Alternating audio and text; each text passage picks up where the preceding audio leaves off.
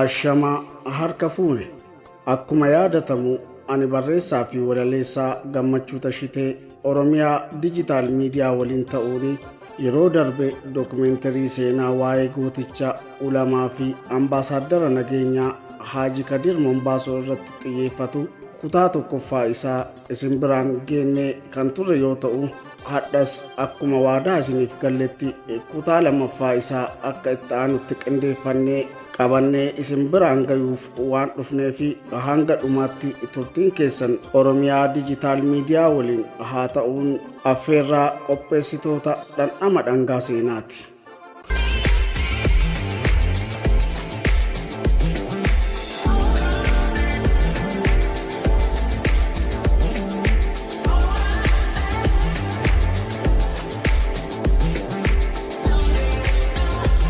Haaji Kadir Mombaasoo gama amantaatiin ijoollummaa isaaniitiin jamaa qaraatiif Baalee fi Diida'aa irraa dhufanitti makamu bara 1929tti umrii isaanii 12tti qaraatii jalqabaa Sheeka Roobeen irraa dhufan sheekota gootuu jedhaman irraa qara'uun qabsoo imala beekumsa diinii ganamumaan akka eegalan manguddoonni seenaa isaanii sirriitti beekan akkana jechuun ibsu. Diinii eegasanii ammoo gootuutti baratanii qur'aana gootuutti fixatanii achii ka'anii Diida'a dhaqanii Diida'atti waggaa 6 taa'anii kitaaba baasanii galanii Haaji Kadir Mombaasoo kitaaba baasanii galanii achii eega galanii ji'an imaama biyyaa ta'anii ijoollee 800 darasaa callaa 800 ka Baalee ka Diida'aa ka Laangalnoo achi irraa qaraasisanii quraana gootutti qara'an. Gootuu irraa ka'anii Baalee deemu. Amantaan dura Mombaasoo dhufte yaani.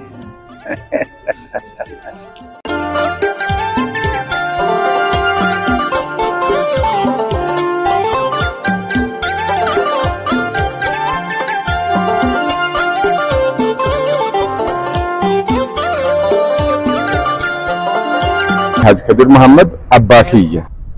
Tokkoffaa Haaji Kadir Mombaasoo nama biyyaati, nama ummataati. Abbaa keenya qofa oduu hin taane abbaa biyyaati, abbaa ummataati, abbaa amantaati, abbaa misoomaati, abbaa waa hundaati. Kanaaf abbaan keenya abbaa biyyaati. Amantaa keessatti Haaji Kadir Mombaasoo gaheen isaan taphatan asin durallee kaasee waa baay'ee haasa'aa turre. Nageelleen keessatti takka jedhamee diinaan bu'uureeffamee akka namni kufuutuu godhate hin tumamne, akka namni mudawwara uffate hin tumamne, akka mirgi isaa eeggame qabsaa'aa turanii. Sababa kanaanillee dhiibbaan guddaa irra ga'ee jira. Hanga isaan irrattuu darbee ati maalii jedhamu hunda ga'eera. Kuni maaliif amantaa kanaafi wareegama guddaa kafalaniiranii masgida ijaarsisuu keessatti illee.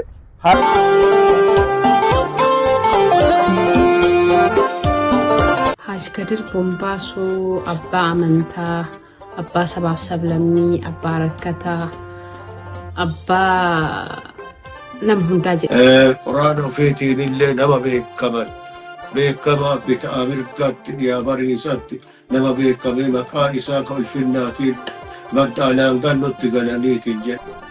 Gootuutti sha'aanaa shaashamanni islaamummaa masgidni ijaaramee masgida san dhaga'ee abbaan dhaqee quraana achi baratee tagale biyyaaf hojjetee jira. Quraana dhaabii sheeka galchee Diida'aa intala kennee intala itti heerumsiisee Haaji Kadir biyya sallam ta'e islaamummaatti uduu ammaati waan likkii qabne namni yoo sanii gabaa ba'a. Akkuma gabaa baatittuu nama 3,000 sallamsiisee islaama godhee biyyatti ifa baasee. Dur kuffiyyaa katamaan hin bu'an. Bulchiisa mana murtii daanyaan dhaqan. namni kuffiyaan nageelle bu'aa biyya keessaan deemaa daanyaa irraan dhaqu Haji Kadir maaliif amantaa ofii mirkaneessu kuffiyyaa kan nu argamsiise shari'a diini quraan hadiisa quraana nu argamsiise ka argamsiisan godhatu sodaaf islaamummaan kuffiyyaa kiisii kaataa waajira muluu dhaqaa katamaa keessa deemaa jedhan akkasin seenaa akkanaa dabarsanii haajiin biyya kafartii irraa baasanii gara islaamummaa deebisaniira. Lammaffaa gariiba jedhama dibbee dhaata gariibni kun gara amantaa islaamaa achi harkifama gara amantaa islaamaa achi harkisa gariibni kun isaa kana gariiba islaamummaa jibbuu irraa dibbee harka waraanaa wajan dibbee san irratti lola mataa irraa haadhaa cabbii mataa irraa haadan haajiin irratti lolanii irratti nama hiisisaa irra hidhamanii hidhasisanii haala kanaan deemanii amantaa kana akkanaan biyya fooyyessanii biyyi islaama ta'etti hadiisa quraana kanatti dhageeffattootaa fi hordoftoota keenya kabajamoo kun hordofaa jirtan Oromiyaa Dijiitaal Miidiyaa qophii addaati. Akkuma beekamu Oromiyaa Dijiitaal Miidiyaan yeroo garaagaraatti qophiilee adda addaa mata duree garaagaraatiin hojjetuun gurra uummataan ga'uun beekamna. Kanumarraa ka'uun torbee lama duraa seenaa gabaabaa ulamayaa Haji Kadir Bombaasoo yookaan Haji Kadir Muhammad Duubee gurra keessaniin kutaa tokkoffaa gurra keessaniin ga'uun keenya ni yaadatama. Arrallee kutaa lammaffaa qabannee isinii dhiyaannee jirra. Hordofaa isiniin jedhaati. Isin irraa wanti barbaannu akka Oromiyaa Dijiitaal Miidiyaatti maalii inventerii kana hojjetuu fi yeroo dheeraa nurraa fudhateera. Haa ta'u yeroo dheeraallee nurraa fudhatu dokumenterii kana hojjetuu fi akkuma beekamu namoonni dokumenterii hojjetanii beektanii fi yookaan dokumenteriin akkami akka hojjetamu beektanii maallaqa guddaa akka nama gaafatu beektanii lammaffaa immoo deebi'eeti bu'aa bahii hedduu keessa darbateeti seenaa dhugaa waan dhugaa tokko arguu fi baay'ee dadhabdaa. Isa kana keessatti immoo maamiloota keenyas haa ta'u hordoftoota keenyas haa ta'u namoota garaagaraa ispoonsera tokkollee hin gaafanne. Nu amma wanti nu gaafannu maali seenaan nu hin badin seenaan kun hin dafin seenaan kun oduu dhalootaa gara dhalootatti hin darbin jennee itti dadhabnee bu'aa bahii hedduu keessa darbinee seenaa nama kanaa seenaa nama jabaa kanaa seenaa nama Oromoo guddaa kana hojjannee gurra keessaniin ga'aa jiru kana akka bifa nu barbaanne yookaan bifa barbaadameen dhaggeeffattoota yookaan namoota bira ga'uu fi sheer laayikii fi chaanaalii keenya akka sabskiraayib gootan gaafachuu dhufne jechuudha. Kanaaf isin namoonni viidiyoon kun isin dhaqqabe wanti nu gootan inni guddaan maali chaanaala keenya dhaqaatii sabskiraayib nu godhaa immoo dokumenterii kana kan kutaa tokkoffaallee kan kutaa lammaffaa amma irra jiru kanallee sheer godhuuni namoota bira akka dhaqqabuu fi namoonni Haji Kadir Bombaasoo yookaan Haji Kadir Muhammad Duubee eenyu akka ta'anii fi maal bu'aa buusanii darbanii immoo warroonni jenereeshiniin isaan booda jiru suni maal godhuu qabna waan jedhu akka irraa barannuu fi seenaan dhaloota gara dhalootatti akka darbuu fi waa'ee malamaa sadiin kana nu godhaa jechuu barbaada. Innis maali Oromiyaa Dijiitaal Miidiyaa dhaquun sabskiraayib nu godhaa immoo deebitanii sheer godhaa laayik godhaa immoo guddaan wanti nu barbaannu yaada nu kennaa jechuudha. Akka Oromiyaa Dijiitaal Miidiyaatti jalqaba duwwaarraa kaanee dokumenterii kana beekumsa nama kana beekumsa ulamayaa kana irraa ka'uudhaan dokumenterii kana hojjetuu fi ofirra murteessinee waan kana hojjennee gurra ummataatiin ga'uuf waan kaaneef wanti kun immoo yaada akkamii akka nu kennitan koomenti jechuun yaada nu barreessaa. Maaliif kana qofatti dhaabannu seenaan hayyoota keenyaa hedduudha. Seenaa hayyoota keenyaa hedduu baafnee agarsiisuuf dubbachuuf deemna waan ta'eef seenaa kanas akka namni qixa barbaachisaa ta'een irraa baratuu fi sheer godhaa nullee koomenti nu godhaa isiniin jedhaati. Ati dokumenterii kana immoo maaliif akka hojjechuu nu barbaachise dokumenterii kana eenyufaatu hojjete maal irratti dadhabe eenyu eessa dadhabe waan jedhullee kutaa gara dhumaarra qabannee waan isinii dhiyaannuuf asitti dubbachuun barbaannu dokumentaricha kan hojjate Oromiyaa Digital Media. Kanaaf Oromiyaa Digital Media subscribe, share, like nu godha. Ulfaadhaa dokumentariin itti fufaa hordofaa horaa bulaa deebanaa isiniin jedha. Nagaa naa turaa na oolchaa isiniin jedha. Haji Kadiri sekkota gootu dhaqqare. Sekkoleen nama guddaa irraa ba'e keessa namni takka jedhee shenni gootu eebbisee baasees. Maqaan kiyya Bayyanaa Kafeetii ka itti dhaladhe Arsii Nageelleetii. Haji Kadir Bombaasoo lammii kiyya waan ta'eef bootama tokkocha waan dhalanneef waggaa sadii waan inni afoo jiruuf waliin waan guddanneef waliin waan taphanneef waliin ijoollummaa waan hojjenneef dhuma ijoollummaatti waliin teennoo islaamummaa abbaan isaa islaamummaan biyya Baalee kanaa ka'ee biyya Beeraraa dhufee biyya Beeraraa irraallee qabatee ana Arsii Nageellee dhaqee raawwatee Abbuu Doogisoo taatee Wareeqoo Lolii taatee Bilboo Me'eessoo taatee dhattee raawwattee islaamummaa hin barbaanna jettee biyya Shaashamannee sheekaa dhufe san sheenne suni aanaa Isayyaatee waan dhufeef Isayyaa dhufee waan aanaa Shaashamannee keessa masgiida ijaaree taa'eef nama san bira dhattee raawwattee ijoollee isin galfanna jettee jarri sadiinuu maxaanxee ijoollee irraa kuttee goototti waan galchiteef akka ijoollee kana akkana goote jedhee biyya awaamummaa guddataa. Abbaa Haji Kadirii Bombaasootitti lola waan galcheef jarri diddee jihaada jettee ijoollee ofii fudhattee sadiinuu aanaa Shaashamannee keessa lafa gootu jan ittiin galattee ijoollee achi waliin teettee qaraasifattee achi fuutee raawwattee Baalee buuftee Baaleetti qara'ee bara 1935tti Baalee waan galeef gaafa gale biyya ofii waan sallamsuuf biyya ofii ol qabee islaamummaa qara jedhan sana biyyi Nageellee masjiida illee hin qabu, salaata illee hin qabu, islaamummaa illee hin qabu.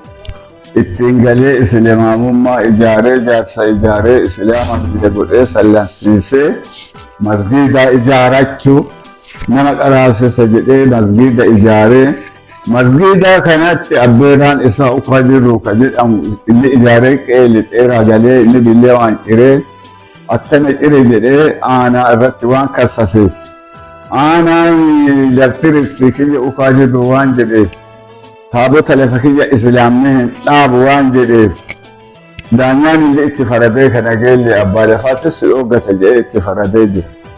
Akkasitti dhiirri iyyannoo asallaa Arsii bayaa deemee jira. Arsii bayaa deemee karaa Qaadi Gubaa illee karaa bulchaa mootummaa daanyaa wokkaleenillee bakka lachittuu iyyatee jira. Bakki lamaan kun walgahii raawwatee asallaan akka aantichi Nageellee ari'ee miti pirezidaantiin asallaa sun mangashaa sun taa'ee raawwatee bulee jabboo dhiyeessee Haji Maamiyyoo dhiyeessee jarri Qaadi Gubaa'ii seeraatti wal gaafatee islaamummaa illee hin kennama jedhanii bu'ii raawwadhu biyya qajeelchi. Daanyaa sanillee qajeelchi akka masjiidni ijaaramu godhi jedhanii raawwatanii Haji Maamiyyoo kana erganii jiran gaangee yaabbatee dhufee Arsii Nageellee daanyaatti dhufee walii qabee maal dhoggite jedhee gaafatee jira. Abbaa lafaatti dhogge jedhee marsii deebisee jira. Akkasiin dubbatee dhooggamee masjiidni sun dhaabatee jira. Masjiida dhaabee raawwatee diidaa bu'ee sheeka Haji Kadirii Saaddoo ka jedhamu Abbo Alii fuudhee biyyattiin galatee masjiida suni galchee ijoollee biyyarraa guuree qaraasisee jira. Diinaa gadhaabee jira. Diinaa irra dhaabatee jira.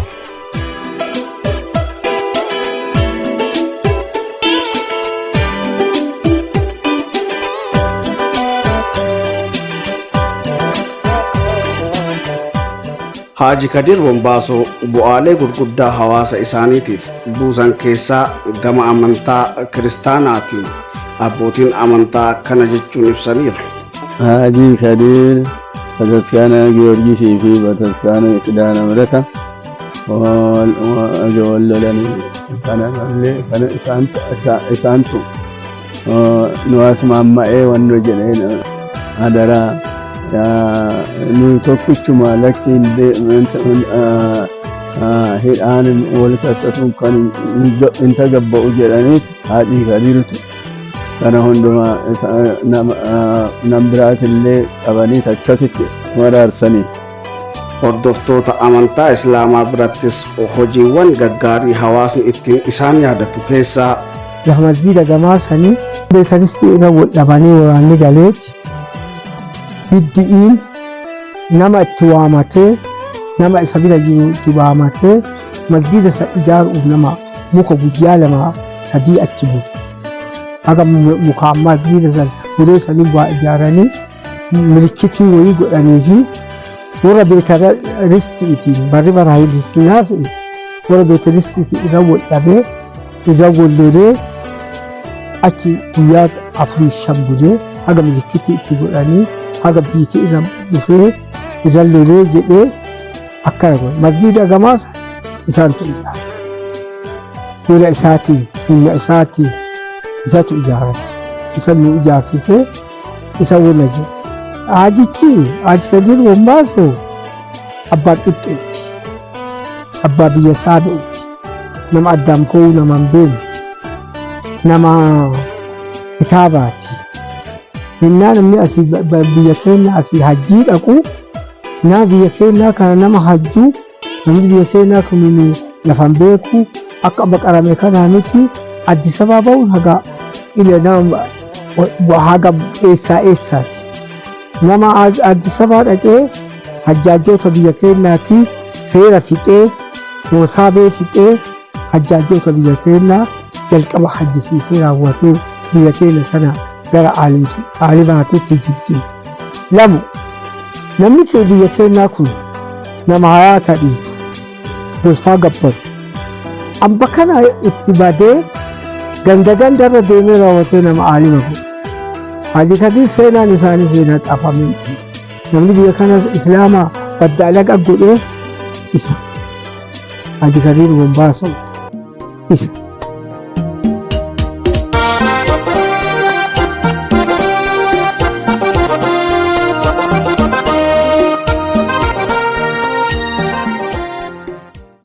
Haaji Kadiir Wambaasoo Arsii gamanaatii hanga Waabee gamatti imaluun masjiidota 200 ol ijaarsisanii ammas lafa masjiidni hin jirretti ammoo muka odaa fi gaaddisa mukkeen garagaraa jalatti barnoota amantaa barsiisuun madrasaa hadhaa fi bu'uura guddaa akka buusan seenaan ifatti lafa kaa'a. Akkuma galanii qur'aana jamaa waamaniiti qur'aana qaraasisan. Qur'aana qaraasisan akka Haaji Huseenii Maatoo akka Shee Aliyyi Kunyamuraa sanniin qur'aana qaraasisanii qur'aana buusee kunniin saabeen kitaabaaf deemee kitaaba achitti qara'eef jekkota ilmii qabatee galeen. Nageellee Arsii keessatti masgiida guddaa jalqaba hojjetameetiin jedhe gama laga Awaadee irratti isaantu hojjechiise. Gama amantaatiin amantaa naannoo kanatti babal'isuu irratti nama addureen amantaa musliimaa hoogganaatiin turanii. Namni laga gabbara, muka gabbara, dhagaa gabbara, jinnii gabbara kana mul'uu namni bakka kana mul'uu dhoggee namni daangaa shaadaa qabsiisee nama 3,000 ol akkasitti deebisaa islaamummaa kana shaadaan diriirsellee Haaji Kadiir Muhammad. Haaji Kadiir Muhammad deebamee ka qaraasisellee Haaji Kadiir Muhammad. Bombaaso wanti waamamtee maqaa isaan achi diini qaasee Bombaaso wanti jedhaniif kan.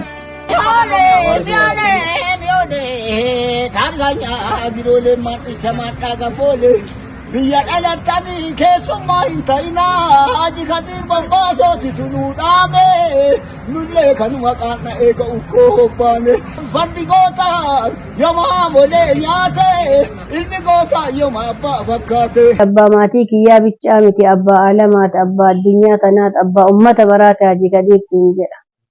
wanti diinii kanaa isaanii argamsiisee biyyaallee mi'eessee diinii kanallee isaanii taasise du'aa haadhaati.